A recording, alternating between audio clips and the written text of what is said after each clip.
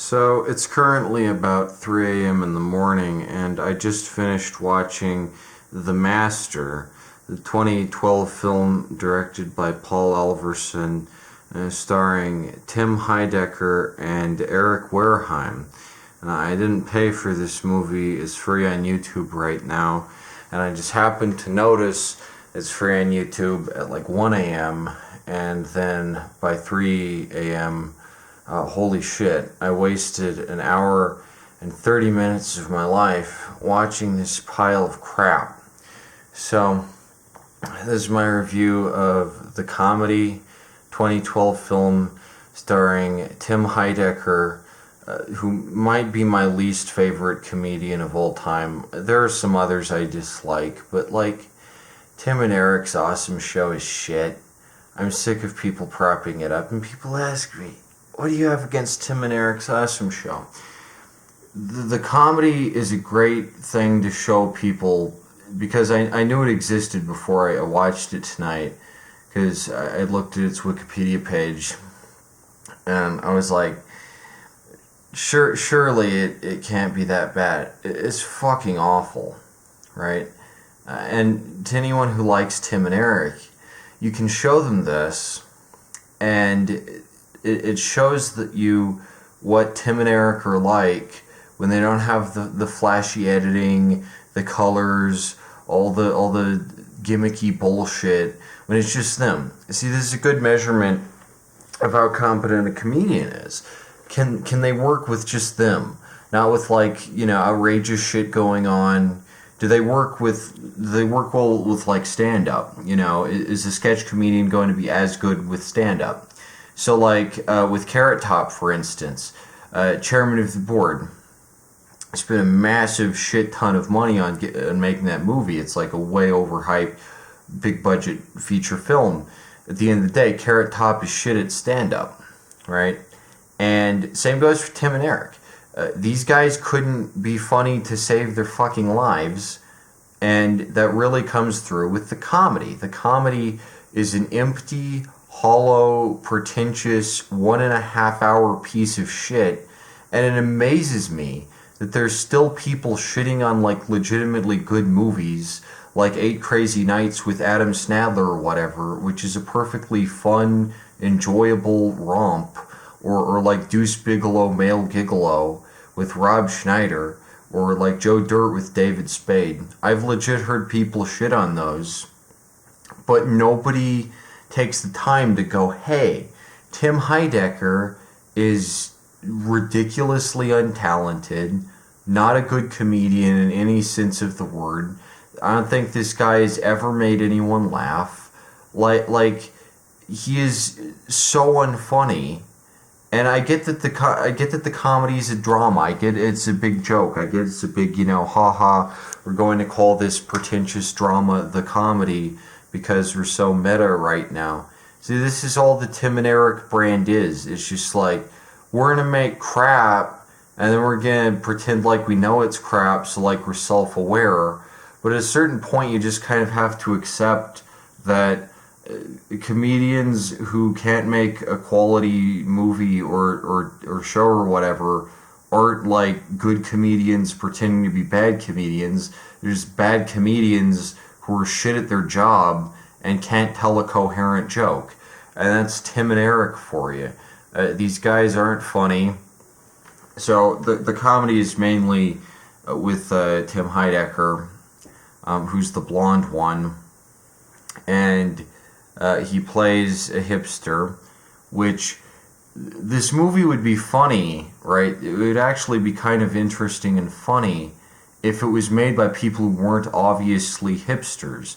If it was made by people of some kind of anti-hipster counterculture. But the interesting thing about the early 2010s is that hipsters formed both the mainstream and the supposed counterculture, so there was nobody to call the mainstream out anymore. And hipsterism is often critiqued because it's symptomatic of postmodernism, it's symptomatic of the end of society, and the end of history, and this kind of just just complete stagnation of the mind. And it'd be funny if it was anyone but Tim and Eric, because these two are legitimately the two worst hipster comedians who represent the end of new ideas and contributed so heavily to that. They damaged the media ecosystem beyond repair.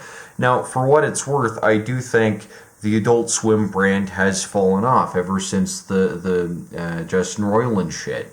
Like, people are sick of Adult Swim, and that's good. And these days, if you say you're into Rick and Morty or Tim and Eric, most people will go like, what is that? A lot of people are sick of it. A lot of people are over it. I think that's good. And it speaks to a kind of cultural growth that we've aged out of this shit. But I do think it's sad that a movie from 2012 is like one of the most dated, pathetic things I've ever seen. There's nothing that's aged well about the comedy. It's stuck in the fucking past so hard. It's like Rick Alverson. The solution to a culture poisoned by irony isn't to make an ironic movie, it's to make a real movie that's good. Like Deuce Bigalow, Male Gigolo, and then maybe people would take you seriously, you fucking hack. So this movie is pretending to be a critique of hipsterism while being the most hipster shit I've ever seen, and it's just sad. It pretends to be self-aware, but it's not self-aware at all, because all the observations it makes about like hipster culture and that sort of thing are so surface level, and like I could say this shit easily. It's very basic observations about this culture that are not even interesting or particularly astute, but Rick Alverson is like, oh boy, I'm really saying something deep here. Like, there's nothing deep about this film in the slightest. And I think what's especially sad, like I said, is that it points to the stagnation of culture. It points to a lack of investment. It points to a lack of trying. It's like everyone is just phoning it in. James Murphy from LCD Soundsystem is in this. He's easily the best actor in the movie, but he's only given like one fucking line of dialogue. Everything is so quiet. It's mixed horribly. And Tim Heidecker fucking sucks in this. I don't know who thought, yeah, let's get Tim Heidecker, world's least interesting comedian, world's least funny asshat, to just fuck around for an hour and a half and pretend like this is provocative. Now, you could say, oh, well, you know, the early 2010s, around 2012, was just generally a bad period of time for movies in general, and that's the problem. But I don't think that's the case. Some good movies came out in 2012. The Master by Paul Thomas Anderson came out in 2012. That thing's a fucking masterpiece. Now, what's interesting is The Master and the comedy use really similar techniques. They use nudity at points. There's like a slow camera and some quiet shots and some like introspective bits. But the big difference is that in The Master, things fucking happen, and there's characters and like a script and shit. And somehow, I guess, Paul Alverson, unlike Paul Anderson, just forgot to put a fucking plot or characters in his fucking movie, so it's just a piece of shit. But, you know, like The Master came out in 2012, so there's good movies from the same period of time that, like, say important things and are, like, interesting to watch and fun to watch. But this movie, holy fuck, what a piece of shit.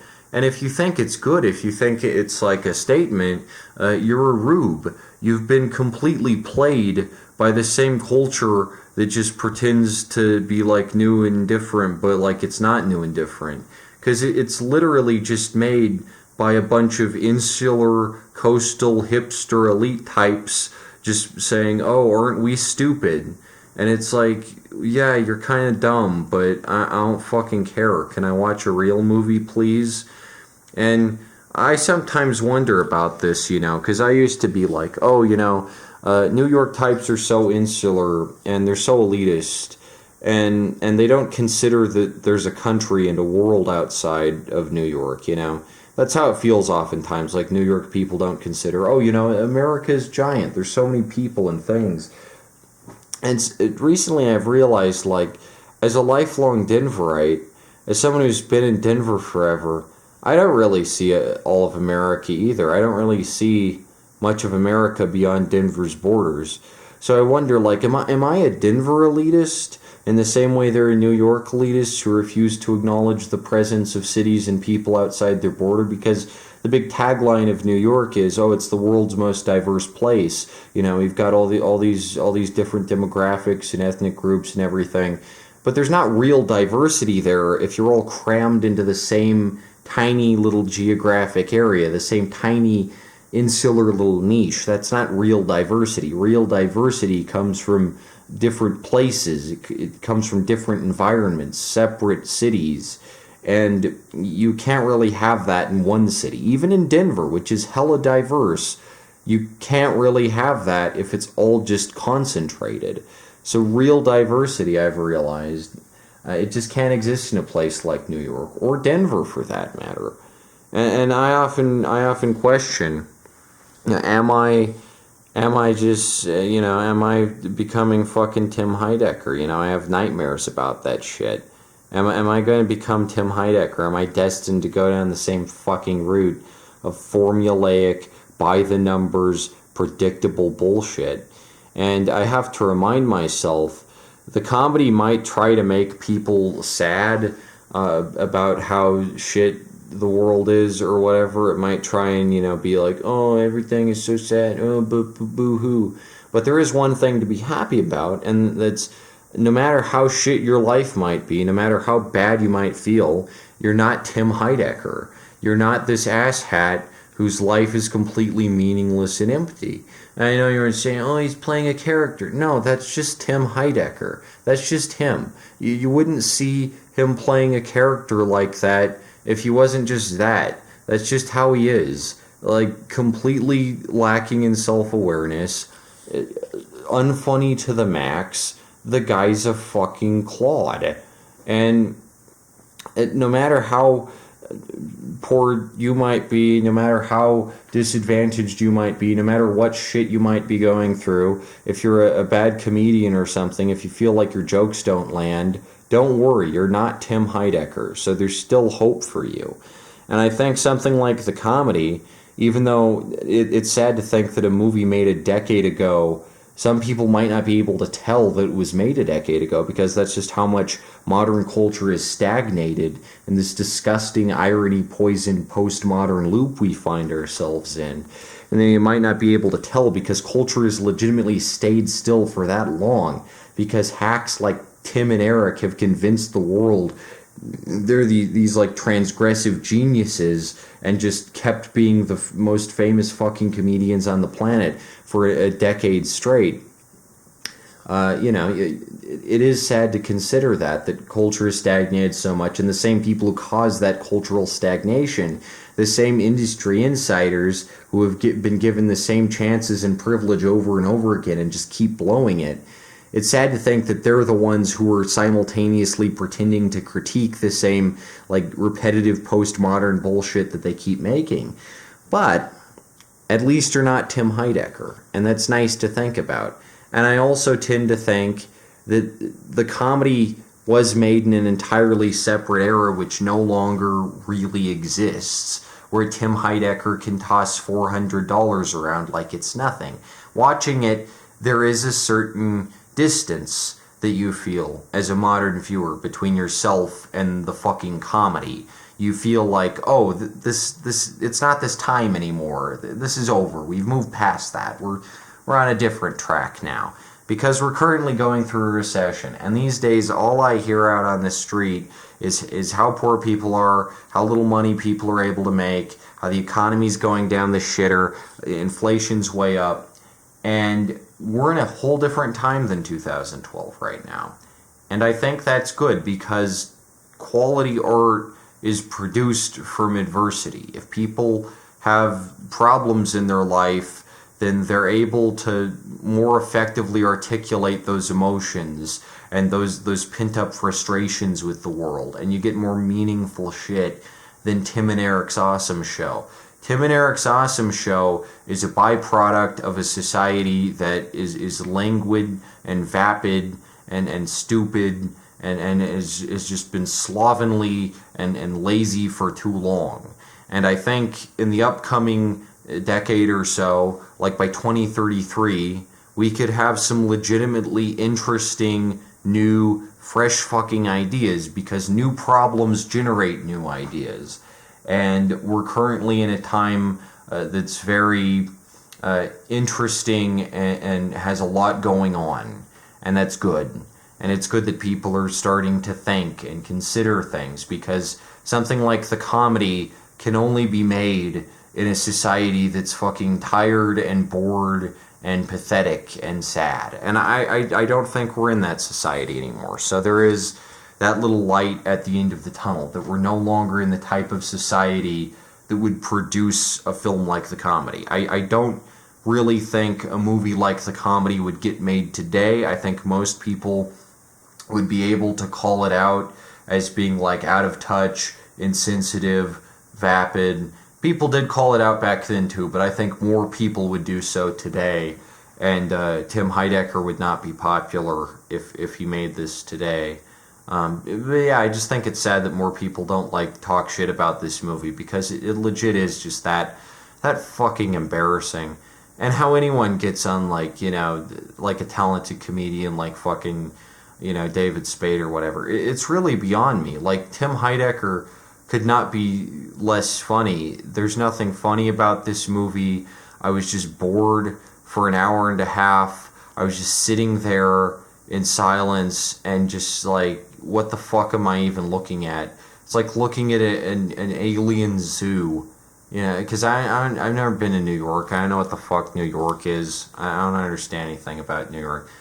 You know, I hope I'm not becoming Tim Heidecker. Maybe I should fucking go to New York. Only if Tim Heidecker comes the fuck over here, you know. I don't have the luxury of being able to make a giant feature-length 2-hour extravaganza film, you know, because over here in Denver, the film industry is like dead. So that's kind of a luxury, Timmy. But yeah, the comedy with Tim Heidecker is one of the least funny movies I've ever seen. It also fails as a drama. It's one of the least entertaining movies I've ever seen. It's boring as fuck. It's not sad. It's not interesting. It's not poignant. It's not even a character study, because there's no characters. There's just these blank-faced fucking Tide Pod-looking mannequins. Just schleppy bozos walking about. I don't know who the fuck watches this, but it's free on YouTube, so don't watch it. It's really bad. But yeah, I give the comedy starring Tim Heidecker and Eric Swerheim of Tim and Eric's The Awesome Show, I give it 0 out of 10 stars. Massive piece of shit. And it's a good example. Again, if there's a big Tim and Eric fan in your life, show them this, and then ask them if they like Tim Heidecker so much. And who knows, they might just not like Tim Heidecker so much after this. They might go, oh yeah, he kind of is full of shit. Anyway, that's my review of the comedy. Hope you enjoyed. Yeah.